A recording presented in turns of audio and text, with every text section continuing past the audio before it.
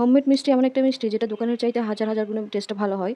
আর যেকোনো বিশেষ অনুষ্ঠানে কিন্তু মিষ্টি ছাড়া আমাদের চলেই না। মিষ্টি হলে যেন এটা পরিপূর্ণতা পায় যেকোনো অনুষ্ঠান। মিষ্টি ছাড়া কিন্তু যেকোনো বিশেষ অনুষ্ঠান চিন্তাই করা যায় না। তো যাই হোক আমি হচ্ছে আজকে একটা হোমমেড মিষ্টি তৈরি করব। আর এর জন্য এখানে আমি ২ কাপ পরিমাণ আটা নিয়েছি। আর আটাটাকে হালকা একটু টেলে নিয়েছি। যাতে করে কাঁচা ভাব যেটা থাকে আটার সেটা চলে যায়। এখন আরেকটা হাঁড়িতে আমি নিয়ে নিয়েছি এখানে ১ কাপ পরিমাণ পানি আর নিয়েছি ১.৫ কাপ পরিমাণ চিনি। নিয়ে ভালোভাবে আমি নাড়াচাড়া করে একটা শিরা তৈরি করছি। আর শিরাটা খুব বেশি ঘন একদম একতার পরিমাণ হবে না।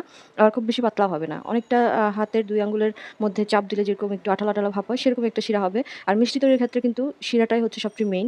শিরা যদি ঠিক না হয়, পারফেক্ট ভাবে না হয় তাহলে কিন্তু মিষ্টি কখনোই ভালো হয় না। তো এখানে হচ্ছে আমি শিরাটা তৈরি করে নিয়েছি। আর এখন হচ্ছে দিয়ে দিচ্ছি ১.৫ কাপ পরিমাণের মতো আমি এখানে গুঁড়া দুধ দিয়ে ভালোভাবে আমি একটু মিক্স করে নিচ্ছি।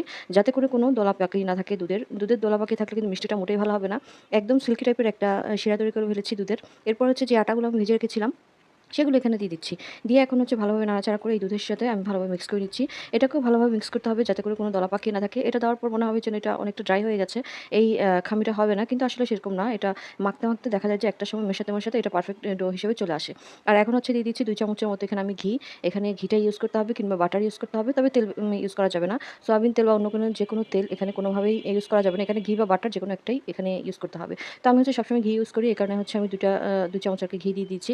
ঘি দিয়ে ভালোভাবে মিক্স করে একটা পারফেক্ট ডো তৈরি করে ফেলেছি। ১ম এই মনে হয়েছিল আটা দেওয়ার পর দুধের মধ্যে এই ডোটা পারফেক্ট ভাবে হবে না, অনেকটা ড্রাই হয়ে যাবে। কিন্তু এখন একদম ভালোভাবে মিক্স করার পর দেখা গেছে যে একদম পারফেক্ট একটা ডো তৈরি হয়ে গেছে।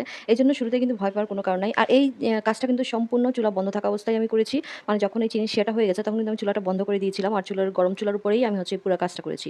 কোনোভাবেই চুলা জ্বালিয়ে কিন্তু এই কাজগুলো করা যাবে না। নয়তো কিন্তু যে ডো সেটা পুড়ে যাবে। সেদিকটা কিন্তু অবশ্যই খেয়াল রাখতে হবে। আর এখন হচ্ছে আমি এখান থেকে ২ ভাগে ভাগ করে নিয়েছি এই ডোটা। অল্প, অল্প করে ২ টা ভাগে ভাগ করেছি। আরও অল্প করে রেখেছি সাদা। তো এখন হচ্ছে একটু আমি অরেঞ্জ ফুড কালার মেখে একটা সাইডে আমি মেখে নিচ্ছি একটা ডোতে। আর আরেকটা সাইডে হচ্ছে গ্রিন ফুড কালার যেটা সেটা দিয়ে আমি ভালোভাবে একটু মিক্স করে নিচ্ছি। এতে করে আমার ২ টা কালার চলে আসবে। একটা হচ্ছে গ্রিন আরেকটা হচ্ছে অরেঞ্জ কালার। আর আরেকটা ডো থাকবে সেটা হচ্ছে হোয়াইট। তো আমি হচ্ছে এটাকে ভালোভাবে একটু মিক্স করে নিচ্ছি। এটা যখন মাখবো তখন কিন্তু একটু আঠালো, আঠালো ফিল হবে। মনে হবে যেন হাতের মধ্যে চলে আসতেছে। তো এতে সমস্যা নাই। পরবর্তীতে কিন্তু এটা আর হাতে লাগবে না। আর এই কাজগুলো কিন্তু মিষ্টির কাজগুলো এই খামিটা গরম থাকা অবস্থায় করতে হবে। কোনোভাবেই এটাকে একদম ঠান্ডা করে করা যাবে না। তো এখন হচ্ছে আমি যেই অরেঞ্জ কালার যেটা সেটাকে আমি গোল, গোল করে নিচ্ছি। তারপর হচ্ছে সাদা যেটা সেটাকে একটু ছড়িয়ে দিয়ে এই অরেঞ্জ কালারটার মধ্যে এভাবে কভার করে দিচ্ছি। এরপর হচ্ছে যে গ্রিন ফুড কালার যেটা দিয়ে করেছি সেটা দিয়ে আমি এভাবে কভার করে দিব। একবার যদি পারফেক্টভাবে এভাবে করে মিষ্টি বানানো শিখে যান তাহলে কিন্তু দোকানের যে কেনা মিষ্টিগুলো সেগুলো কোনোভাবেই আপনাদের কাছে ভালো লাগবে না। এটা আমি আপনাদেরকে গ্যারান্টি দিয়ে বলতে পারি।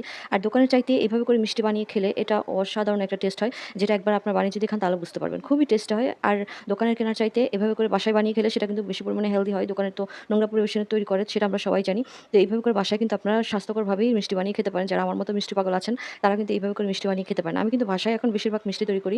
দোকান থেকে তেমন একটা কেনা হয় না। দোকান থেকেও কিনি তবে বাসায় বানানো মিষ্টিটা এখন বেশি পছন্দ হয়। তো যাই হোক এখানে হচ্ছে আমি একটা, একটা করে সবগুলো মিষ্টি এভাবে করে কভার করে দিচ্ছি। আর এটা পুরো একটা বলের মতো হয়ে গেছে। আর এখানে আমি ৩ টা কালার ইউজ করেছি। চাইলে আপনারা ২ টা কালার ইউজ করতে পারেন। আবার ৩ টা চাইতেও বেশি করতে পারেন। অসুবিধা নাই। এটা যার, যার রুচি বা পছন্দের উপরে।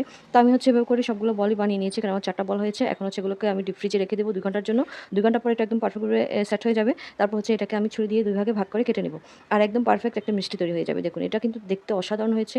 যেমন কালার তেমন হচ্ছে টেস্টটাও মাশাআল্লাহ অনেক ভালো এসেছিল। এইভাবে করে আপনারা একবার বাসায় ট্রাই করে দেখেন। একদম দোকানের চাইতে হাজার, হাজার গুণ টেস্টটা ভালো পাবেন। কোথাও বেড়াতে যাওয়ার সময় যখন আমরা মিষ্টি নিয়ে যাই তখন যদি এভাবে নিজের হাতে বানিয়ে নিয়ে যাই হোমমেড মিষ্টিগুলো তাহলে দেখবেন এর টেস্ট এবং সুনাম দোনটাই কিন্তু আলাদা হবে।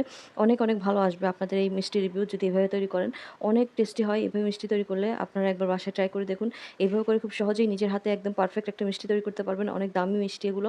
এগুলো হচ্ছে নিজেই কম খরচে একদম বাসায় তৈরি করতে পারবেন। একদম পারফেক্ট একটা দোকানের মতো মিষ্টি।